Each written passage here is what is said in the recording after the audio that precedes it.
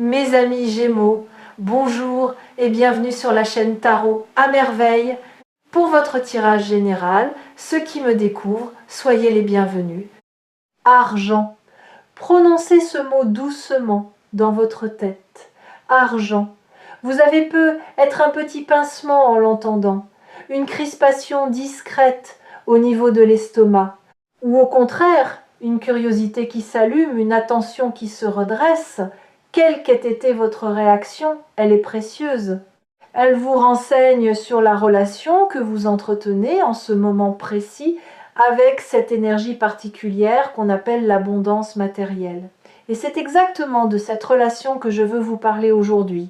Parce que c'est là, dans cette relation invisible que vous avez tissée avec l'argent au fil des années, que se joue ce qui s'apprête à arriver. Pas dans les chiffres, pas dans les calculs. Dans la qualité énergétique du lien que vous avez construit avec cette dimension de votre existence, je vais commencer par vous dire quelque chose qui pourrait vous surprendre. L'argent qui arrive dans votre vie ne dépend pas seulement de ce que vous faites. Il dépend principalement de ce que vous êtes prêt à recevoir. Et le mot important ici, c'est prêt. Pas dans le sens de avoir mérité, dans le sens de avoir fait suffisamment de place. Une personne peut travailler très dur pendant des années sans voir ses ressources augmenter, parce que quelque part en elle, à un niveau très profond, elle n'a pas encore ouvert l'espace nécessaire pour que cette abondance s'installe. À l'inverse, une autre personne peut soudain voir des opportunités financières s'aligner les unes après les autres, parce qu'elle a fait consciemment ou non ce travail intérieur d'ouverture. Vous, en ce moment, vous avez fait ce travail. Vous ne le savez peut-être pas. Vous ne l'avez peut-être pas nommé ainsi. Mais quelque chose en vous a basculé récemment. Une vieille croyance s'est lézardée. Un blocage ancien a commencé à se dissoudre. Et c'est précisément cette dissolution qui rend possible ce qui s'apprête à entrer dans votre vie. Avant d'aller plus loin, je tiens à vous accueillir ici, sur Tarot à merveille. Si cette lecture vous a trouvé aujourd'hui, ce n'est pas par hasard, c'est parce que votre système intérieur capte déjà des signaux que votre conscience ordinaire n'a pas encore traduits en mots. Vous êtes en avance sur vous-même.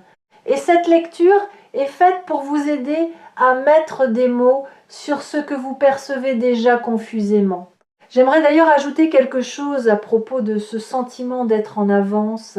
Vous avez pu être remarqué que certaines de vos intuitions récentes se sont vérifiées. Une pensée que vous avez eue il y a quelques semaines à propos d'une situation s'est confirmée. Une impression diffuse que vous aviez sur une personne s'est révélée juste. Cette acuité intuitive n'est pas un hasard. Elle est l'un des effets directs du travail intérieur que vous avez fait. Quand on libère de l'espace en soi, la perception s'affine. On capte des informations plus subtiles. On voit les choses arriver avant qu'elles ne soient pleinement visibles aux yeux des autres. Cette acuité va vous être très utile dans la période qui s'ouvre, parce que les opportunités financières dont je parle ne s'annonceront pas avec une fanfare. Elles arriveront enrobées dans le quotidien, presque déguisées. Et c'est votre intuition aiguisée qui les reconnaîtra avant votre raison. Faites-lui confiance. Quand vous sentirez quelque chose de juste sans pouvoir l'expliquer, ne demandez pas à votre raison de valider avant d'agir. Avancez d'un pas, juste pour voir, et observez ce qui se passe. Reprenons. L'argent inattendu. Que veut dire vraiment ce mot inattendu ? Réfléchissez un instant. L'inattendu n'est pas le hasard. Le hasard est aveugle. L'inattendu, lui, a une forme, une intention. Il ne vient pas de nulle part. Il vient simplement par une voie que vous n'aviez pas surveillée.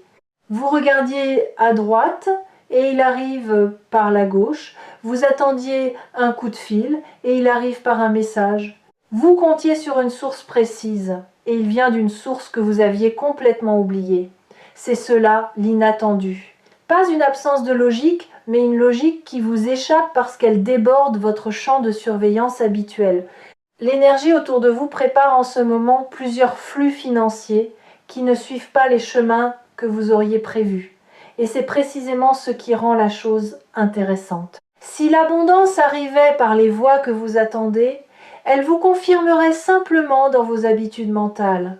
En arrivant par des voies inattendues, elle vous oblige à élargir votre perception. Elle vous montre que la vie a beaucoup plus de canaux pour vous nourrir que ceux que vous aviez identifiés.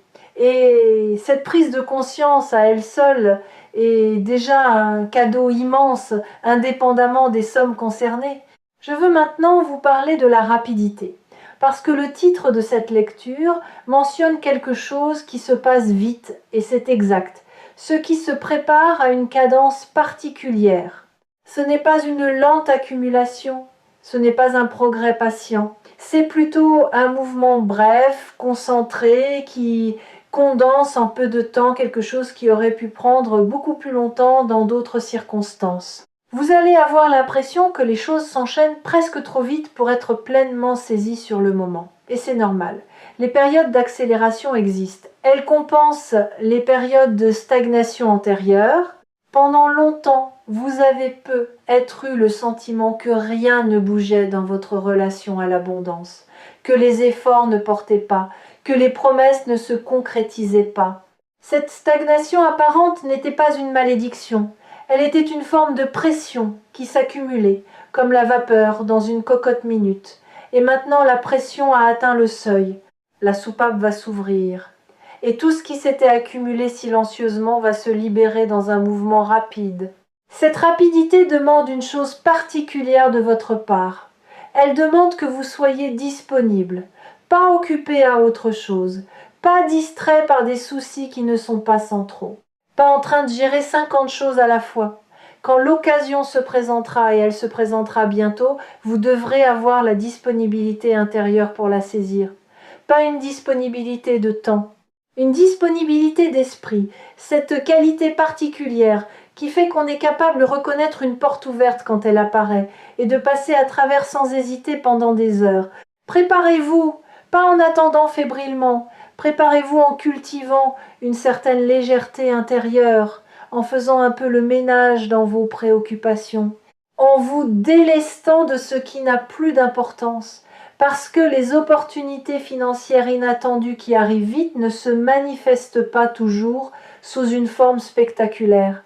Parfois, elles ressemblent à une simple proposition reçue dans la conversation, à une question qu'on vous pose, à un nom qui revient dans une discussion. Et si vous êtes mentalement encombré, vous risquez de passer à côté simplement parce que vous n'avez pas eu la bande passante pour percevoir le potentiel de la situation. Maintenant, je voudrais explorer avec vous quelque chose d'important. La nature précise de cet argent qui arrive. Il ne s'agit pas d'un seul flux. Il s'agit d'un schéma qui se répète. Pas d'une grosse somme isolée qui résoudrait tout d'un coup.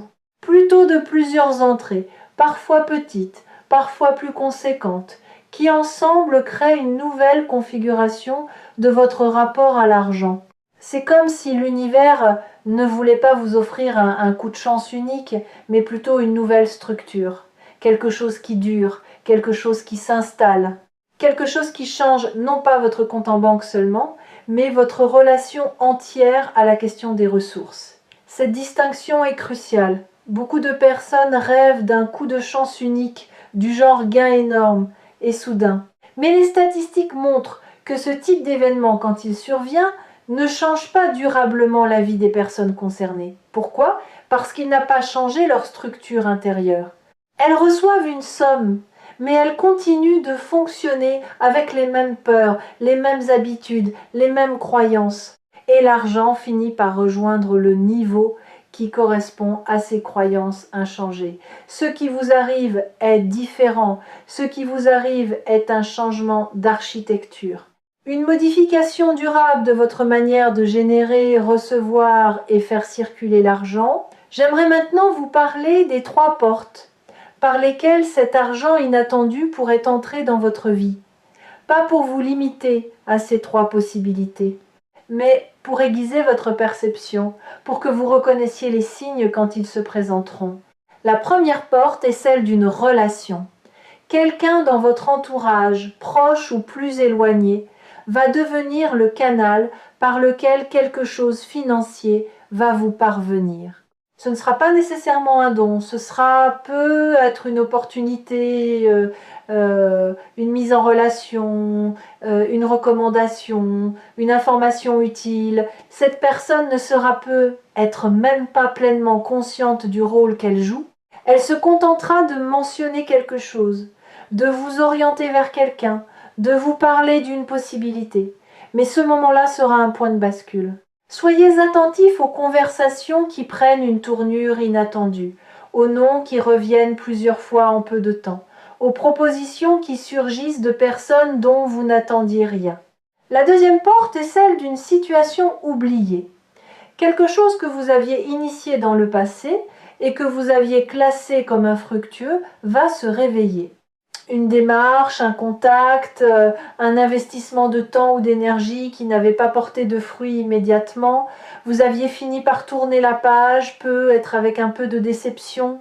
Mais ce que vous ne saviez pas, c'est que cette graine continuait de germer en silence et maintenant la pousse sort de terre.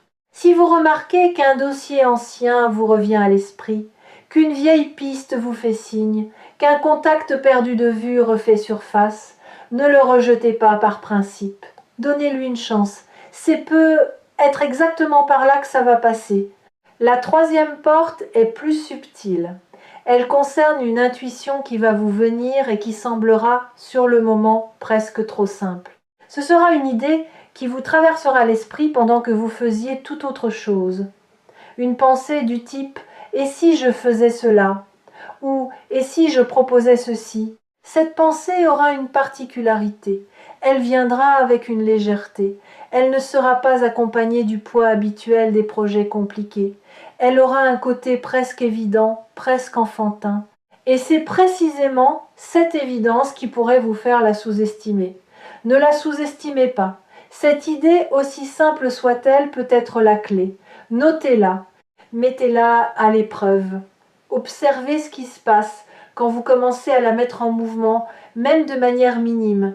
Je voudrais maintenant aborder quelque chose qui me semble essentiel pour que cette énergie d'abondance puisse pleinement s'installer dans votre vie. C'est votre rapport à l'idée du mérite. Vous avez peut-être, comme beaucoup de personnes, intériorisé l'idée que l'argent doit être mérité, gagné par la souffrance, par l'effort difficile, par la sueur. Cette croyance est culturelle ancienne, transmise sur plusieurs générations, et elle a quelque chose de noble en apparence, mais elle a aussi un effet pervers. Elle vous rend méfiant à l'égard de tout argent qui arriverait avec une certaine facilité. Vous vous demanderiez « est-ce que je le mérite vraiment ? Est-ce que je n'ai pas dû travailler assez dur pour cela ?» Cette méfiance, paradoxalement, peut faire reculer l'abondance avant même qu'elle ne se soit pleinement installée. L'argent qui arrive en ce moment dans votre vie n'a pas besoin d'être justifié par votre fatigue. Il peut arriver doucement, fluidement, presque facilement et être tout aussi légitime qu'un argent gagné dans la difficulté. La fluidité n'est pas une preuve d'illégitimité. Elle est souvent au contraire le signe que vous êtes enfin aligné avec ce qui vous correspond. Quand on est dans son couloir juste, l'effort cesse d'être une lutte. Il devient un mouvement naturel. Et les résultats viennent en proportion de la justesse, pas en proportion de la souffrance. Permettez-vous de recevoir sans contrepartie de douleur. C'est peut être l'apprentissage le plus important de cette période. La vie ne vous demande pas de souffrir pour mériter ce qu'elle vous donne. Elle vous demande simplement d'être présent, d'accepter, de faire de la place. Le reste, c'est elle qui s'en occupe. Sur Tarot à merveille, je rencontre beaucoup de personnes qui portent cette croyance du mérite douloureux sans même le savoir. Elles me décrivent des situations où elles auraient pu accepter une opportunité facile, mais où elles ont reculé par méfiance. « Trop beau pour être vrai », disent-elles. Et je leur réponds « Non, pas trop beau, juste à la hauteur de qui vous êtes vraiment, juste à la hauteur du travail intérieur que vous avez accompli sans même le mesurer. La beauté n'est pas une trahison, la fluidité n'est pas un piège. Apprenez à les reconnaître comme des signes de justesse, pas comme des signaux d'alarme. » Il y a un autre aspect de cette dynamique que je voudrais explorer avec vous, c'est le rapport entre donner et recevoir. Beaucoup de personnes spirituelles ont développé une excellente capacité à donner. Elles savent partager, soutenir, accompagner les autres avec générosité. Mais quand il s'agit de recevoir, quelque chose se contracte en elles. Elles deviennent maladroites, presque gênées. Elles minimisent le geste. Elles cherchent immédiatement comment rendre l'appareil pour ne pas rester en position de receveur. Si vous vous reconnaissez dans cette description, sachez que c'est un déséquilibre subtil mais important. Donner sans pouvoir recevoir n'est pas une plus grande générosité. C'est une difficulté à accepter sa propre valeur, à se sentir digne de la circulation. Et tant que ce déséquilibre persiste, l'abondance qui essaye d'entrer dans votre vie rencontre une porte mal huilée. Elle peut entrer mais avec friction. Et elle ne reste pas longtemps parce que vous l'avez accueillie comme une exception et non comme une nouvelle norme. Le travail intérieur qui s'amorce avec cette période, c'est l'apprentissage de l'équilibre entre les deux mouvements. Recevoir sans culpabilité, donner sans s'épuiser. Sentir la circulation comme un flux naturel et non comme une transaction qui doit toujours s'équilibrer immédiatement. Quand vous atteindrez cet équilibre intérieur, l'abondance n'aura plus besoin d'être inattendue pour entrer dans votre vie. Elle deviendra simplement une présence familière qui va et vient avec la fluidité d'une marée bien rythmée. Je voudrais maintenant vous parler d'une dynamique très spécifique qui va se produire pendant cette période d'abondance inattendue. C'est une dynamique d'équilibrage. Quand un nouveau flux financier arrive dans votre vie, il met en lumière votre rapport à l'argent dans toute sa complexité. Vos peurs, mais aussi vos désirs, vos blocages, mais aussi vos générosités, vos rigidités, mais aussi vos élans. C'est une période de révélation intérieure presque autant que de transformation extérieure. Vous allez apprendre des choses sur vous-même que vous ne saviez pas. Vous découvrirez peut-être que vous avez plus de clarté financière que vous ne le pensiez, ou au contraire, vous remarquerez certaines tendances qui méritent d'être observées et peu être ajustées. Cette période est donc aussi une opportunité d'éducation intérieure. Profitez-en. Observez vos réactions quand l'argent arrive. Observez ce que vous voulez en faire spontanément. Observez les peurs qui surgissent. Observez les fantasmes qui se réveillent. Tout cela est de la matière précieuse pour mieux vous connaître. Et plus vous vous connaissez, plus l'abondance peut s'installer durablement, parce qu'elle ne se heurte plus à des angles morts internes. Je voudrais vous donner une image qui pourra vous accompagner. Imaginez un fleuve. Le fleuve a une source, mais il a aussi un lit. Le lit, c'est ce qui contient l'eau et lui donne sa forme. Sans lit, l'eau se répand partout, devient flaque, perd sa puissance. Vous avez beaucoup travaillé sur la source ces derniers temps. Sur l'idée que l'eau peut venir, qu'elle est disponible, qu'elle est en route. Ce qui se prépare maintenant, c'est aussi un travail sur le lit, sur la manière dont vous allez accueillir et orienter cette eau quand elle viendra, pas pour la contraindre, mais pour qu'elle puisse vraiment vous nourrir et nourrir ce qui compte pour vous, plutôt que de se disperser sans direction. Avant de continuer, je voudrais aborder une question que beaucoup se posent silencieusement quand ils entendent ce genre de lecture. Et cette question c'est « Et si ce n'était pas pour moi? Et si tout cela arrivait à d'autres mais pas à moi ?» Je veux répondre à cette voix intérieure directement. Cette voix, c'est le réflexe protecteur de quelqu'un qui a été déçu plusieurs fois, qui a espéré et n'a pas vu, qui s'est ouvert et a trouvé le vide en face. Cette voix est légitime, elle a son histoire, mais elle ne dit pas la vérité actuelle, elle dit la vérité d'un passé qui a laissé des traces.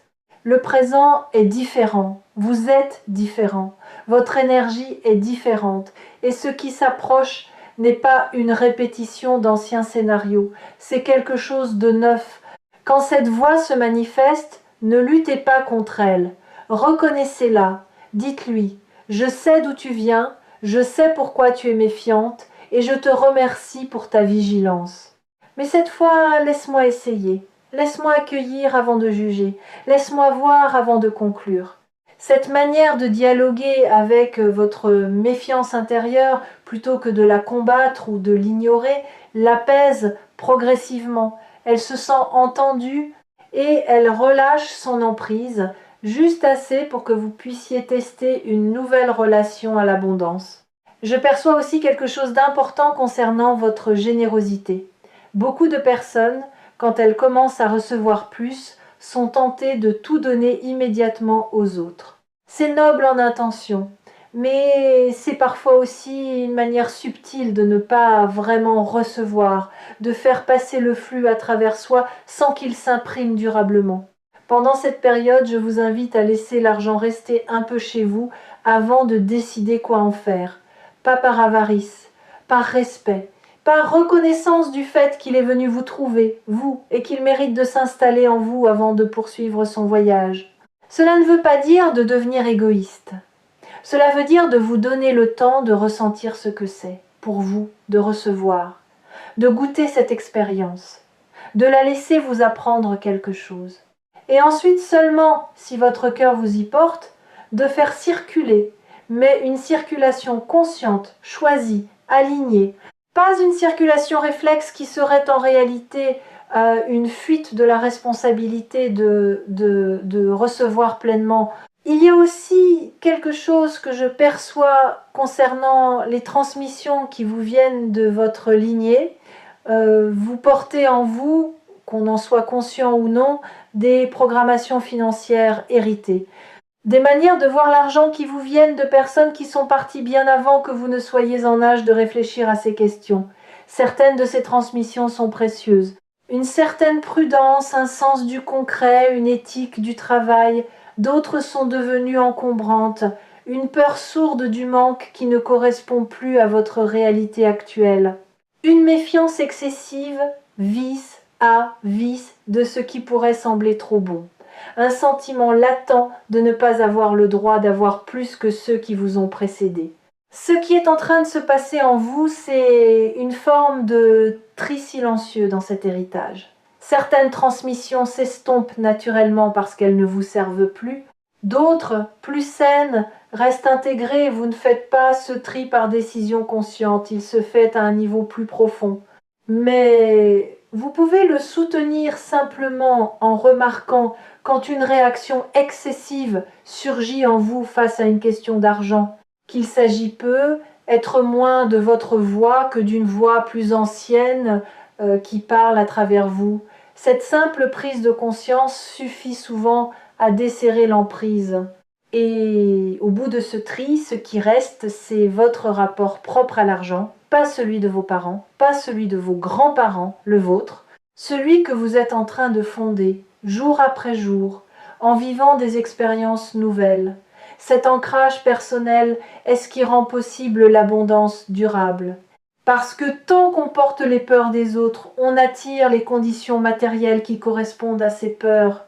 Quand on revient à soi, on attire ce qui correspond à qui on est vraiment. Je veux maintenant aborder un point qui est rarement évoqué dans ce genre de lecture, mais qui est essentiel. C'est la question de la gestion concrète qui va devoir suivre. L'argent qui arrive ne se gère pas tout seul. Il demande une présence, une attention, des décisions, parfois petites, parfois plus importantes. Et cette gestion est elle-même une forme d'apprentissage. Ne fuyez pas cette dimension. Beaucoup de personnes reçoivent et puis détournent immédiatement le regard parce que la gestion les ennuie, ou les angoisse, ou leur semble fastidieuse.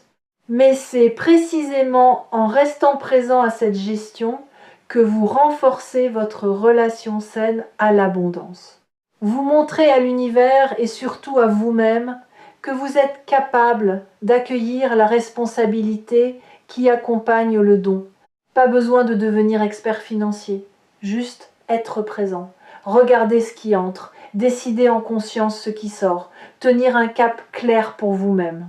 Cette présence financière modeste mais constante est ce qui transforme un afflux temporaire en une nouvelle base durable. Une autre dimension que je voudrais souligner concerne le rythme intérieur que vous allez vouloir cultiver pendant cette période. Quand l'argent arrive vite et de manière inattendue, Il peut y avoir une tentation de vivre soudain plus vite, de prendre plus de décisions, de remplir plus de cases. C'est compréhensible, mais c'est piégeur. La meilleure réponse à un afflux rapide n'est pas une activité accélérée, c'est plutôt un recentrage, une stabilité intérieure qui ne se laisse pas emporter par le mouvement extérieur. Imaginez un capitaine sur un bateau qui rencontre un vent fort. Si le capitaine se met à courir partout en panique, il va perdre le contrôle. Mais si il reste calme, ferme à la barre, respirant régulièrement, il peut utiliser le vent à son avantage et avancer plus vite que jamais sans rien perdre de sa direction. Vous êtes ce capitaine. Le vent qui arrive est favorable, mais c'est votre stabilité intérieure qui décidera s'il vous porte ou s'il vous emporte. Cultivez cette stabilité comme on cultive une compétence précieuse. Elle vous servira bien au-delà de cette période. Une pratique simple peut soutenir cette stabilité. C'est la pratique de la gratitude active, pas la gratitude récitée, la gratitude ressentie. Quand quelque chose de bon arrive, prenez quelques secondes, vraiment quelques secondes pour le ressentir physiquement. Posez une main sur votre poitrine, respirez avec ce qui vient d'arriver. Laissez-le s'installer dans votre corps avant de passer à la suite. Cette pratique paraît anodine, mais elle a un effet profond. Elle imprime l'expérience de la réception dans votre système nerveux. Elle apprend à votre corps que recevoir n'est pas dangereux, qu'on peut s'y détendre, qu'on peut s'y reposer. Sans cette pratique, vous risquez de recevoir, mais de ne pas vraiment intégrer. Comme on prendrait un repas en regardant son téléphone, on mange techniquement, mais on n'a pas goûté, et le corps, n'ayant pas goûté, garde une faim étrange qui le pousse à chercher autre chose. C'est la même chose pour l'abondance.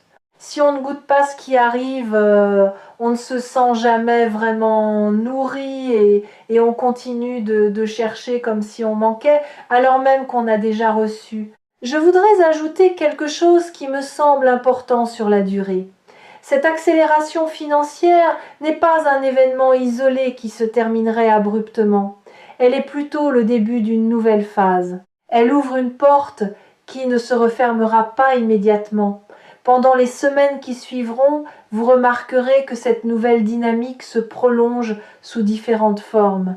Pas toujours à la même intensité, bien sûr, il y aura des plateaux, des pauses, des moments plus calmes, mais la trajectoire de fond aura changé. Vous ne reviendrez pas à votre point de départ. C'est important de le savoir, parce que cela vous permet de ne pas vivre cette période avec l'angoisse, de tout perdre dès qu'elle se termine. Elle ne se terminera pas comme un feu de paille, elle se déploiera comme une saison. Et même quand viendra une période plus calme, ce ne sera pas le retour de l'ancien manque. Ce sera une accalmie d'une autre qualité, plus stable, mieux outillée, consciente de ce qu'a apporté la phase précédente. Quelque chose me vient à propos d'une décision financière que vous allez avoir à prendre. Pas une décision cataclysmique, une décision qui semblera secondaire, mais qui aura des conséquences importantes. Quand elle se présentera, vous serez tenté soit de la balayer rapidement, soit de la suranalyser. Ne faites ni l'un ni l'autre. Posez-vous, prenez le temps de la sentir. Demandez à votre intuition ce qu'elle en pense, pas seulement à votre raison. Vous trouverez la réponse juste, et cette réponse aura une simplicité qui vous étonnera. J'aimerais que vous compreniez aussi ceci. L'argent qui arrive n'est pas seulement un changement matériel, il est aussi une confirmation symbolique, une confirmation que l'univers vous voit, que ce que vous êtes est reconnu, que votre place dans le monde a une valeur reconnue par autre chose que votre seule volonté. Cette confirmation a un effet puissant sur la confiance en soi, beaucoup plus puissant que les mots d'encouragement.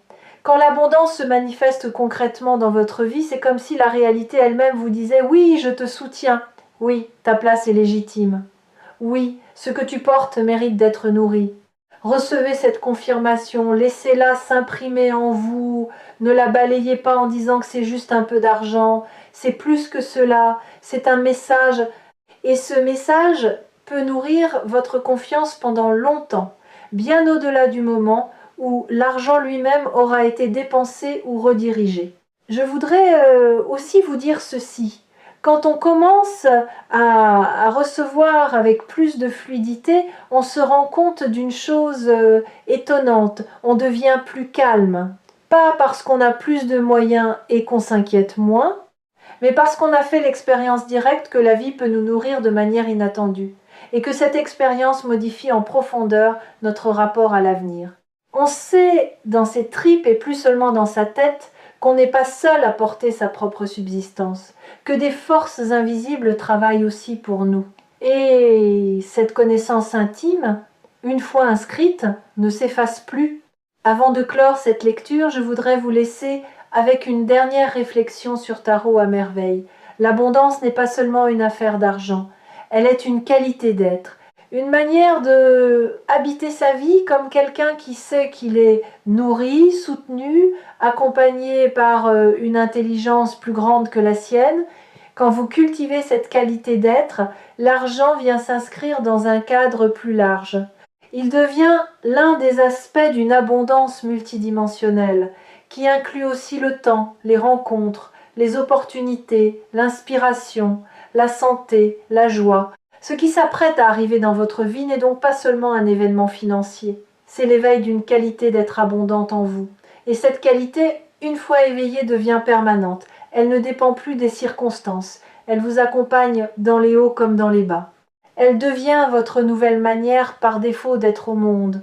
Il est temps de conclure cette lecture, mais pas avant de vous laisser avec quelques mots simples à garder avec vous dans les jours qui viennent. Restez ouverts, restez attentifs. Ne dites pas non par réflexe à des opportunités qui pourraient sembler étranges au premier regard. Faites confiance à votre intuition quand elle vous murmure de regarder dans une direction inhabituelle. Recevez sans culpabilité, gérez avec présence, donnez quand votre cœur vous y porte vraiment, pas par fuite. Et surtout, sachez que vous êtes prêt. Vous êtes plus prêt que vous ne le pensez. L'abondance ne vient pas vous récompenser pour votre attente. Elle vient vous rejoindre parce que vous avez fini par croire, ne serait-ce qu'un peu, que vous étiez fait pour la rencontrer. Et cette croyance, même fragile, même hésitante, suffit à ouvrir la porte. Le reste, c'est la vie qui s'en charge, avec ses chemins inattendus, avec ses portes que vous n'aviez pas vues, avec sa générosité tranquille qui ne demande rien en retour, sinon que vous acceptiez d'ouvrir les mains. Ouvrez les mains et regardez ce qui vient. Vous serez surpris de constater à quel point la vie est plus généreuse que vous ne le croyez, dès l'instant où vous cessez d'opposer une résistance silencieuse à ces cadeaux. Ce qui s'apprête à arriver est juste à votre mesure. Accueillez-le sans vous diminuer et il s'installera durablement.